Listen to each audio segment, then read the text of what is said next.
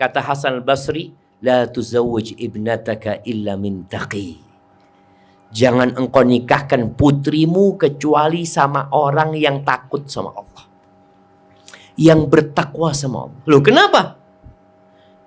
In ahabbaha akramaha. Kalau dia cinta sama putrimu, maka dia akan memuliakan putrimu. Wa in kariha, kalau dia benci sama putrimu, bagaimana? Lam yadhlimha. Itu laki tidak akan mendolimi putrimu, karena dia takut sama Allah Azza wa Jalla. Bismillahirrahmanirrahim.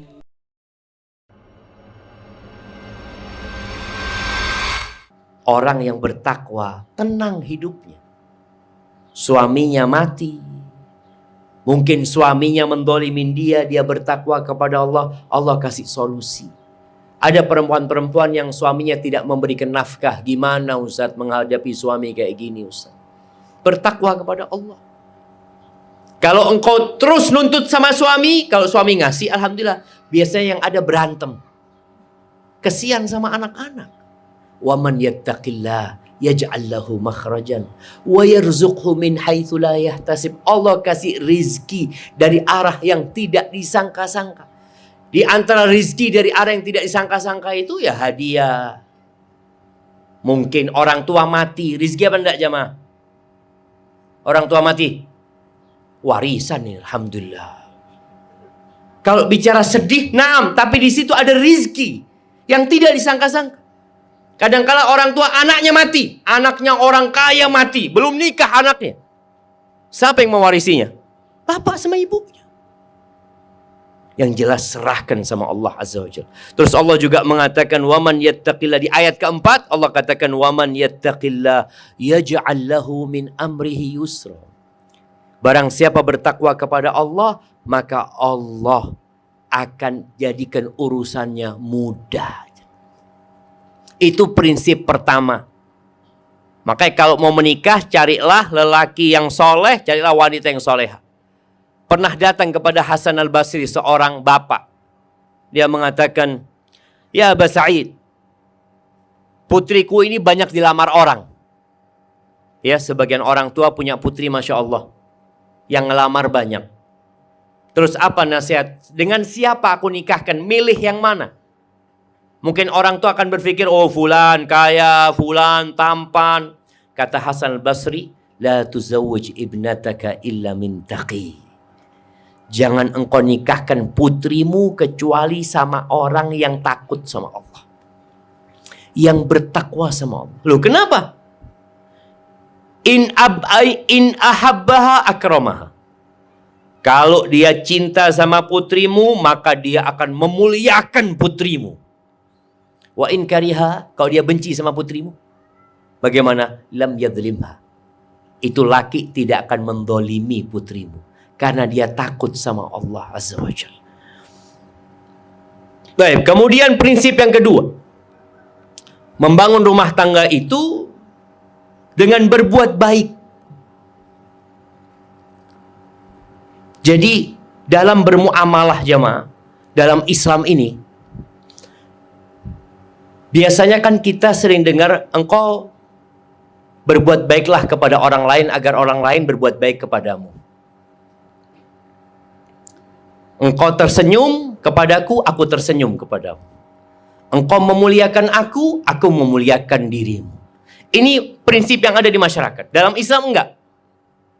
Lebih dari itu. Nabi SAW sampai mengatakan silman qata'ak nih. Biasanya dalam keluarga terjadi pemutusan silaturahim. Fulan nggak lagi menegur kita. Kadang-kala masalah-masalah harta. Kata Nabi SAW, sambung yang memutuskan hubungan kepada. Yang terjadi banyak di masyarakat, engkau berkunjung ke rumahku, aku berkunjung ke rumahmu. Engkau kirim parcel buat aku kirim parcel kepadamu. Biasanya seperti itu. Kata Nabi SAW, sambung orang yang memutuskan hubungan. yang nggak mau menegurmu, nggak mau datang ke rumahmu, nggak mau telepon engkau yang telepon. Nggak ada urusan, Ustaz dia lebih muda, seharusnya dia yang tahu diri. Nggak ada. Memang dia harusnya kayak gitu. Tapi bagaimana ketika dia memutuskan hubungan? Kita katakan selamat tinggal. Lah, Islam nggak kayak gitu. Sambung orang yang memutuskan hubungan samamu. Wa ahsin ila man asa'a ilaik.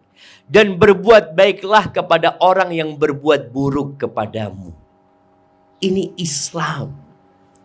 Jadi dalam berumah tangga, jangan selalu mengatakan, kadang-kala seorang perempuan mengatakan, Ustaz, hadis-hadis yang berkaitan dengan taat sama suami, itu kalau suami baik, Ustaz. Suami kayak gitu, na'udzubillah, anak gak mau nurut sama dia.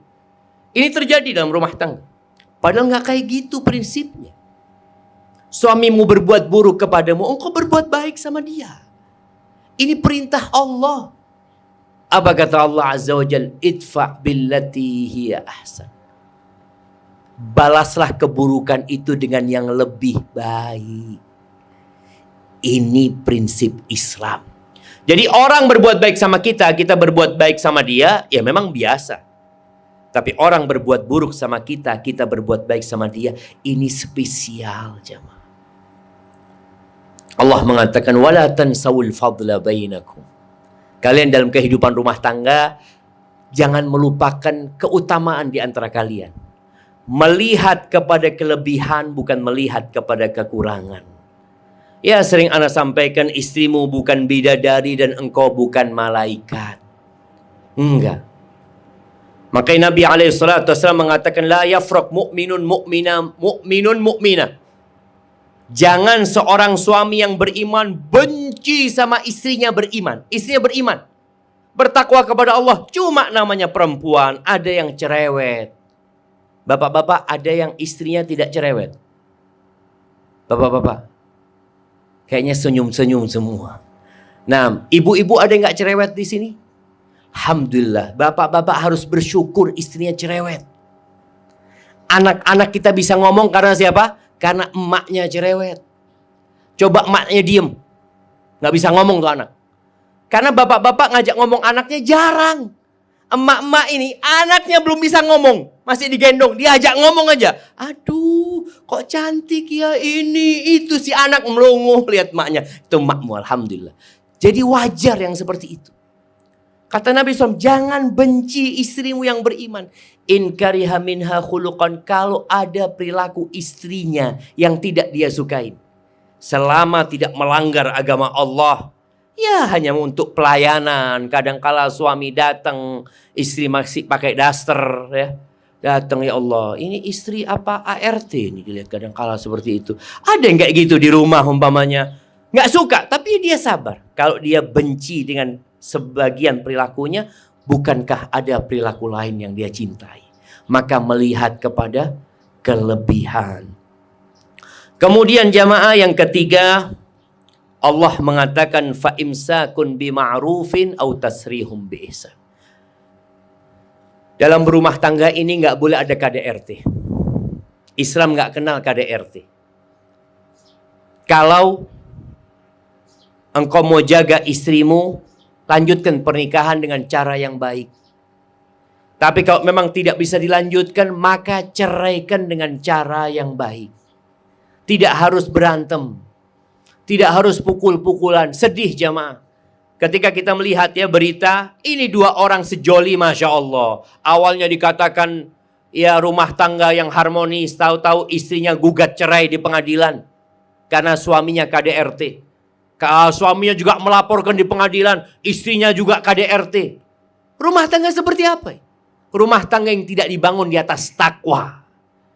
Engkau memang gak cocok, gak bisa dilanjutkan, sudah dimediasi, ya udah. Kita cukup di sini. Mungkin memang kita tidak ada kecocokan. Dan berapa banyak suami istri yang bercerai, kemudian suaminya menikah lagi, istrinya menikah lagi, rumah tangganya harmonis. Karena boleh jadi suaminya tidak sabaran. Akhirnya suami dapat istri yang penyabar. Si istri seperti itu juga. Dia melihat suaminya na'udzubillah. Kemudian dia bercerai dapat suami yang penyabar. Ada ketidakcocokan yang tidak bisa dilanjutkan? Cukup. maka fa imsakun bima'ruf au tasrihum bi ihsan. Ya, jangan cuma nuntut hak, tapi berikan hak lawanmu. Kita kadangkala sama pekerja kita gajinya cuma 50.000, kita tambahin 60.000. Kita tambahin 100.000. Sama istri lebih seharusnya jemaah. Jadi kalau nafkah istri cukupnya, istri anak cukupnya ini ya 10 juta lah Ustaz, sebulan. Tapi sang suami mengatakan, nih anak kasih 15 juta. Itu ihsan. Itu ma'ruf. Ada hal-hal yang bukan kewajiban suami. Umpamanya, orang tua istri sakit. Diopnam di rumah sakit. Apakah menantu wajib membayarkan biaya mertua sakit? Jamaah, apakah mantu punya kewajiban untuk membayar biaya mertua sakit? Wajib apa enggak? Enggak, kewajiban anaknya. Dia menantu. Dia menantu. Tapi ini ma'ruf, aku bantu. Aku tolong. Itu namanya ma'ruf. Jadi kita berbuat baik. Seorang istri, apakah istri punya kewajiban berbakti sama bapak ibunya suami? Ya ma, punya kewajiban apa enggak? Enggak. Dia wajib berbakti sama emaknya, sama bapaknya. Dia wajib berbakti kepada suaminya.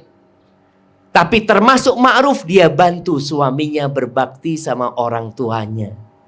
Ini namanya ma'ruf. Jadi kalau kita duduk bicara hak dan kewajiban, ya kita akan mengatakan ini hak, ini kewajiban. Tapi bukan hanya itu dalam Islam. Ada yang namanya ma'ruf. Itu bukan kewajibanku, tapi aku akan membantu dan menolongmu. Kenapa? Karena takwa kepada Allah Azza wa Jalla. Jadi poinnya di takwa itu. Baik, yang keempat. Sabar. Jadi dalam kehidupan ini kita perlu sabar. Seorang yang jomblo, nih Nabil masih jomblo, siapa lagi jomblo, itu harus sabar karena dia jomblo. Kadang-kadang Allah Ustaz, fitnah Ustaz, perempuan Ustaz, anak kepingin nikah ini. Nikah harus sabar lagi. Antum harus sabar menghadapi istri. Harus sabar menghadapi mertua. Harus sabar menghadapi ipar. Nanti punya anak tambah ruwet lagi. Yang namanya rumah tangga ini isinya masalah. Wallah jemaah. Isinya masalah, maka diperlukan kesabaran. Ana masih ingat ketika Ana menyelesaikan S3 di Madinah. Di tahun terakhir Ana gak kuat sudah. Menghadapi istri sama anak-anak 4 itu gak kuat. Karena pagi Ana harus antar mereka ke sekolah. Nanti jemput sekolah, istri mau belanja ini, ya Allah, Ana harus menyelesaikan disertasi, nggak selesai. Ana ngomong sama istri Ana, afwan ya, Ana mau pulangkan kalian semua ke Indonesia. Ana nggak kuat, Ana takut nggak selesai disertasi. Butuh kesabaran. Jadi orang tua butuh kesabaran. Maka dalam berumah tangga, setelah bertakwa, waman yattaqi wa yasbir. Siapa bertakwa dan sabar, selesai sudah. Selesai hidupnya. Akan penuh dengan kebahagiaan.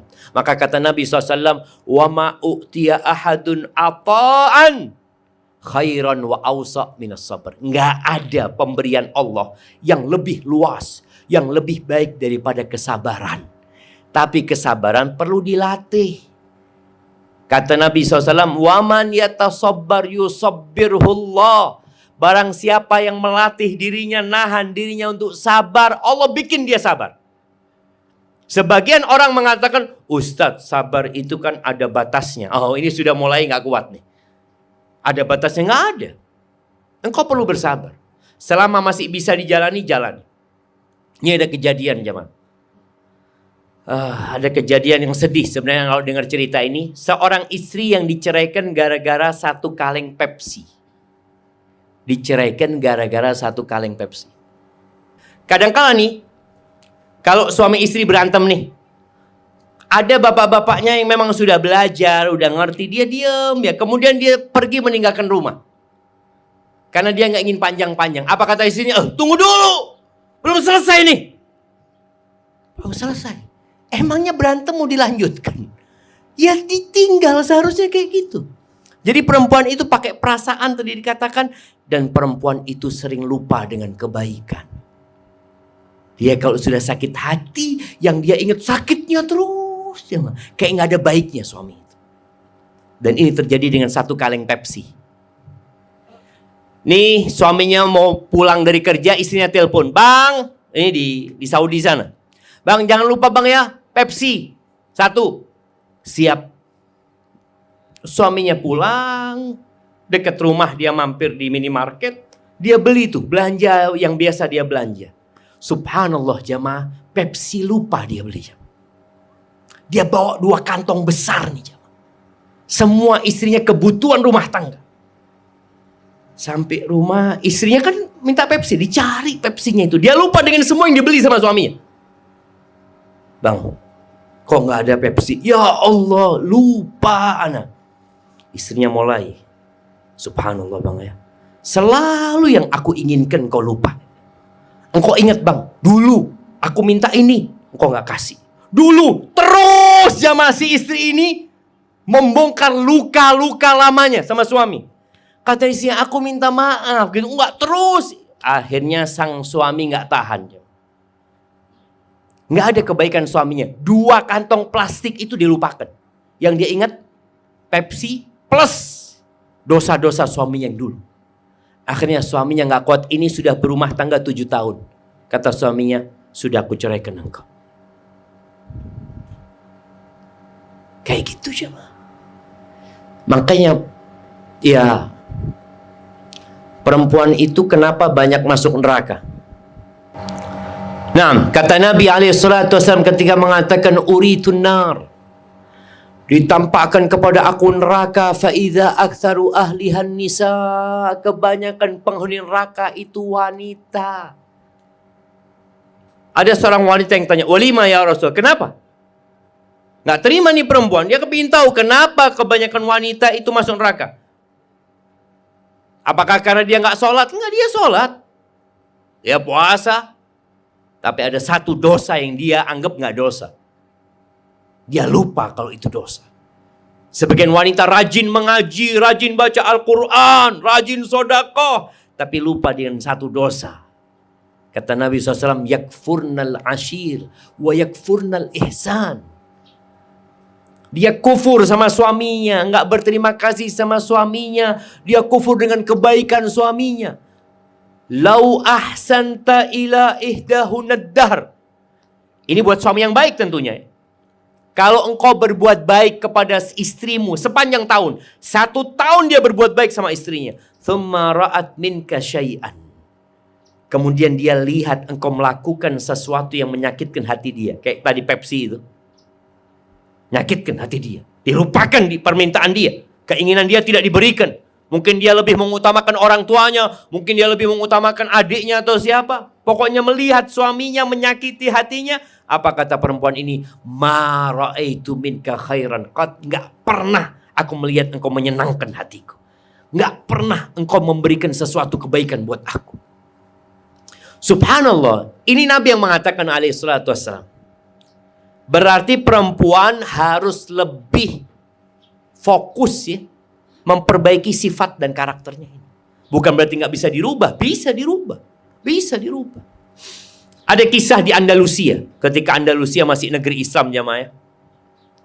Ada seorang istri raja yang dia melihat gadis-gadis kampung, bocah-bocah kampung itu main lumpur. Biasanya kalau mau tanam padi atau apa, kan sawah itu diisi air ya. Itu anak-anak desa itu, ya Allah, mandi lumpur jemaah. Istrinya raja kepingin mandi lumpur jemaah. Antum bayangin ya, orang kaya itu kadang-kala kalau ngelihat orang desa naik mobil pickup di belakang, itu kepingin gitu. Ya Allah, kata dia. Padahal yang naik pickup kepingin naik yang pakai AC gitu jemaah. Tapi yang pakai AC kepingin naik pickup tuh di belakangnya tuh. Nih istri raja kepingin mandi lumpur. Tapi mana mungkin istri raja mandi lumpur.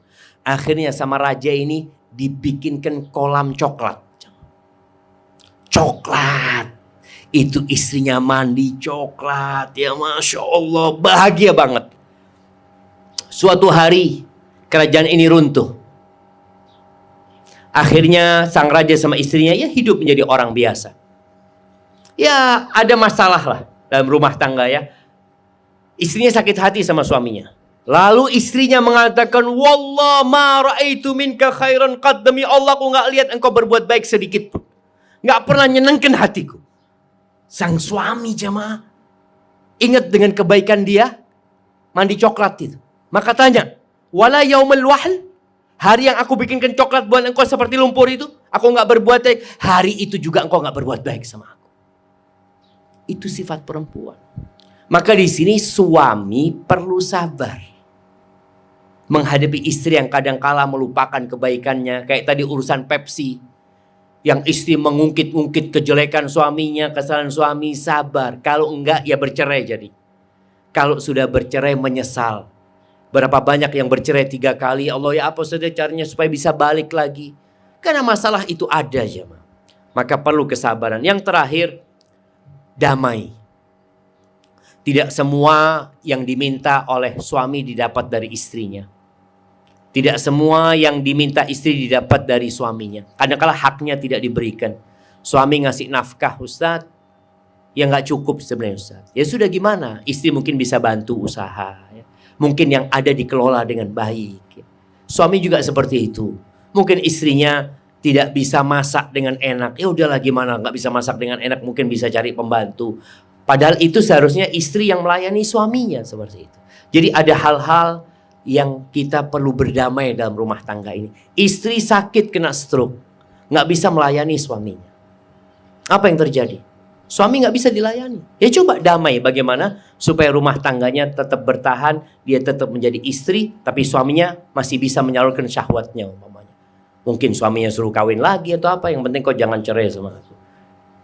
Itu damai dalam rumah tangga. Karena ada istri yang sakit parah nggak bisa melayani suaminya, dia mengatakan engkau jangan kawin lagi, mau berzina nggak apa-apa tapi jangan kawin lagi. Na'udzubillah min dzalik. Ini karena prinsip pertamanya bukan takwa. Yang dia pikir kalau nikah lagi, oh nanti warisan, nanti harus adil, nanti harus ini. Kalau berzina kan selesai menyalurkan syahwatnya, selesai dia pulang ke rumahnya. Na'udzubillah, nggak seperti itu. Kalau seperti itu, maka rumah tangga itu akan berantakan. Anak-anak akan jadi anak-anak yang tidak benar, yang tidak taat, akan durhaka sama orang tuanya.